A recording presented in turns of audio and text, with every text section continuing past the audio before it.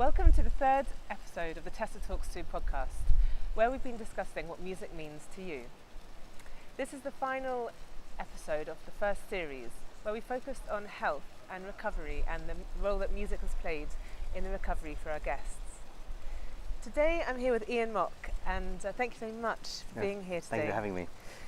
Ian's, over the last year and a half, been on an incredible journey after he suffered from concussion, and so would you like to tell us a little bit about it? So I was playing football, and it was just a five-a-side, shouldn't have been anything stressful whatsoever, and then someone essentially headbutted me the side of the head behind my left ear, and wasn't feeling very good that day, and I took a taxi home because I couldn't actually be on the tube, and the next morning realised I couldn't actually walk or put a sentence together or talk. So went to the GP, and the GP goes, I know you're not like this normally. So they immediately stuck me in a taxi to go to the emergency room. They thought I had a brain hemorrhage, so I did a bunch of scans. Thankfully, didn't actually need any kind of major ops from them. They basically said, you just have a really bad concussion. It'll take time. We're not quite sure how long it'll take, but here we are, so yeah. And how that moment when you realised that it wasn't going to be as quick a recovery as you had thought, how did the road to recovery look? How did you feel? Because that moment must have just been crippling. Yeah, I think first of all there's the frustration with any injury, and also the double frustration of the fact you can't actually communicate properly, and you can't look at screens, you can't read because that's too much for your brain to handle. So all these kind of basic things which you take for granted generally, you just can't do. So, but I've actually had concussion before playing sport for university, so I knew that if I'd come back from that before, then it was okay. It's just that this time is particularly debilitating, the fact that I couldn't actually do much, so I could only just sit. So that's when I listened to a lot of music, and that just helped in general. That's really all I could do at that point in time. So obviously at this point you're off work, but music's beginning to play more of a role again. Yeah. But you were previously a professional cellist. So tell us, how did music come back into your life? Yeah, professional is a very kind way to put it. I just love playing. As a kid, I've been playing cello since I was 4, and then I sang with St. Margaret's, Westminster Abbey, and all that, and sang a lot of places. So music played a massive part of my life. And then somewhere along the way, I went into law, consulting, and kind of banking. And the music fell by the wayside, but it was something that's always meant so much to me.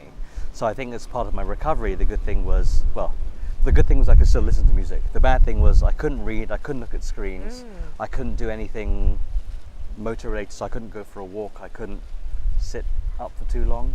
So music was the only thing I had. So interesting, it was like me going back to like what I've always loved doing, to listen to music and all that kind of thing. So I remember I had a concussion a long time ago playing football for university. Rugby for university, and I couldn't remember what day it was, what my phone number was, what university I went to, and it was only in the ambulance to the hospital that I remembered I could play the cello concerto. I was like, I'm a cellist, so I went through like the first movement, like right, I can still play, and I conked out again. Yeah, through muscle memory. So muscle memory. So I was like, okay, right, here we go, nice little chords and all the big run later. Wow. And it was only like, okay, I remember that stuff. So music was my anchor. And again, it proved to be the case in this time of concussion as well, where I had that to come back to. So that's music, obviously very strong, like you say, a strong anchor, you've got a strong sense of rootedness in music. Yeah. What role did music play as a child so that you had that sense of strength from it? How do you describe the role that music played when you were younger? Music allowed me to express myself, how I really felt, how I wanted to be, how I hoped to be, and also gave me that safe space from a lot of things. So, when you're up on stage and you're playing or you're singing, it's you like putting your soul out to the universe. Like, this is how I feel, this is how I see the piece, and you can bring people joy through it, you can move people through it as well, but also it gives you that sense of comfort, because here I am, here's something I can do well, and I can just be myself. So for me it was a safe space, always has been, but also a chance just to reach out to other people and communicate. So that's what it's always meant to me as a kid.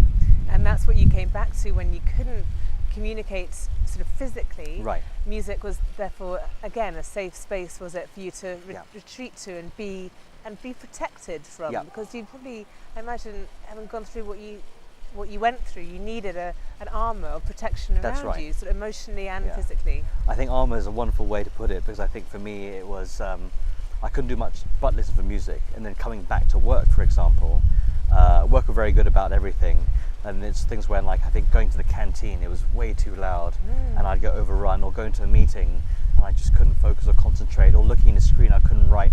It took me 20 minutes to write a sentence for an email. Gosh. But putting the music in allowed me to, like, block everything else out and be able to allow me to control my own environment, so I wasn't overwhelmed. I didn't feel as exhausted because I had my music. I could listen to something that I want to, and I could change the mood, change the tune with the music. And then work also very kindly allowed me to work from home some days. So I'd come home on the days and just be like, okay, now I can just rest, either be in quiet or listen to something on the speaker and just create my own space and same space and environment. So with the confidence, eventually I could come back out and be like, okay, here we are. Presumably this is about a year into your recovery though, going back to work, back into the bank. Yeah. So I tried, I tried soon after concussion, and I walked into two walls and one person from my boss, and they very kindly said, go home, take it easy. So work were very good. I was off for about 3 months or so, and I came back in the new year and slowly like ramped up my hours and kind of days, but a lot of time working from home as well. So it's been very gradually, and with concussions you never know how long it'll take, but it's one of those things where music was always there to kind of help me along every step of the way, even when there were setbacks. Yeah. And I remember there were also times when sound played a big important part, where when I was learning how to walk again, they had me walking in a straight line, and then they would say, right, odd numbers, turn left, even numbers, turn right, but 5, go right, and 8 means go left. I don't think I could do that now. No, so you can imagine like where there was reduced like cognitive functions, and I'm walking and then be like, right, 3, and I'd stand there, and it was hard enough to walk in a straight line with 3. What did 3 mean? Oh, it means go left. So it was like kind of connecting, you know, my oral functions again with like my motor functions and cognitive skills again, and that was huge. Which is of course what music does, because music affects the whole brain. It does, yeah. And connects both sides of the brain. That's right, yeah. Together. Yeah. So Ian, for people who might be in a similar position, who might have just had a terrible accident and be on the road to recovery, what advice would you give them, whether they're musical or not, but perhaps bringing music into their recovery anyway? I think, first of all, I'd say be patient, be kind to yourself, don't use your previous functions or skills or abilities to beat yourself over the head with. The goal in itself is the process of coming back.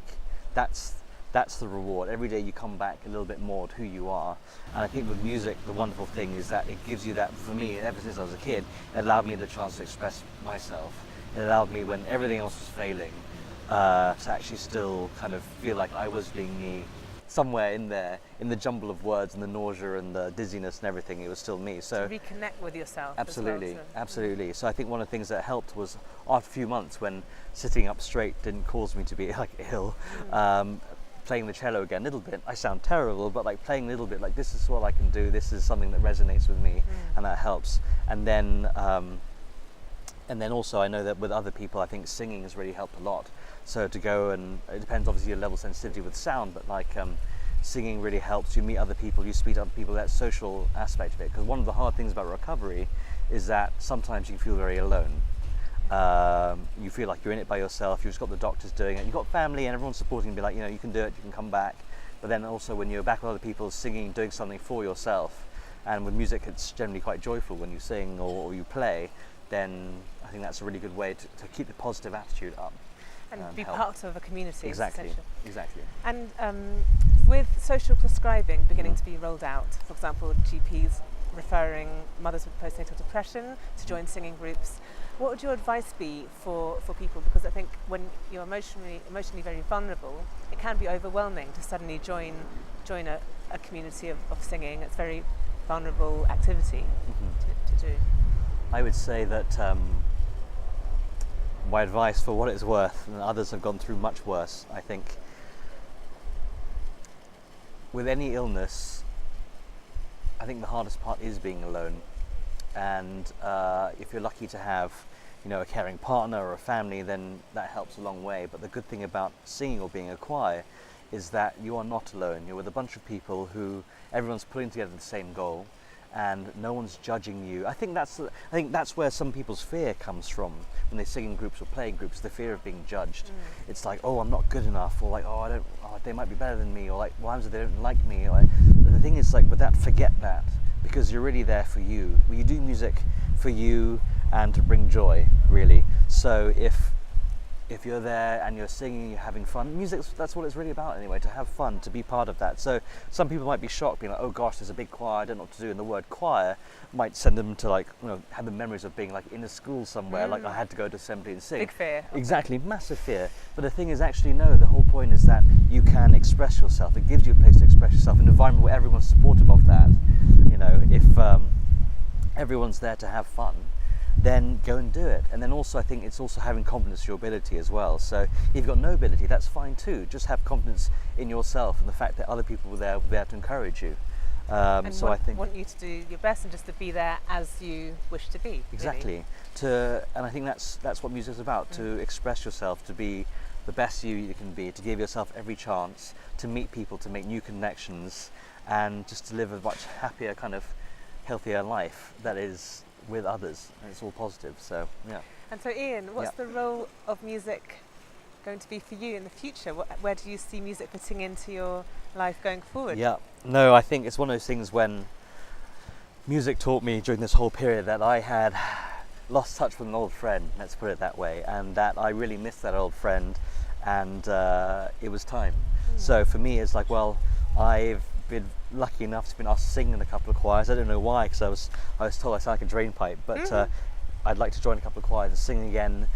Cello practice, that needs to happen. Again, with me, the issue was, like, I used to remember what I used to sound like and who I used to play with and everything. I used to beat that myself over the head with it, being winning like, the competitions. Exactly, winning things, playing overseas. But then it's really, as I was saying, when I realised, it's actually the joys in the process itself.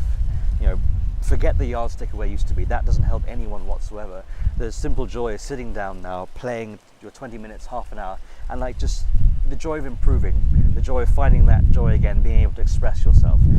So I will be taking part in more music. I'll be singing. I'll be practicing again. And yeah, no, the debts I owe to music, I can't repay, but I hope to in some way. So there we are. Oh, I really look forward to hearing you, maybe playing with you in a concert in the future. Hopefully, if you'll have me. But yeah, yes. Of course. Thank you for listening to the third episode of the Tessa Talks To podcast. In this series, we've been focusing on health and the road to recovery and the role that music has played in our guest's journey. Today, I've been speaking to Ian Mok, who has spoken very openly and generously about his journey and the role that music has played to help him recover and get back to himself. This is the final episode of the first series where we've been focusing on health and the role that music has played in recovery. And next month, I'm going to start a new series focusing on travel and music and the symbiotic relationship between the two. Thank you for listening. Enjoy listening now to Ian Mok performing in his end-of-term concert at Harvard. Here he's playing in Beethoven's String Quartet, Opus 74, Movement 2.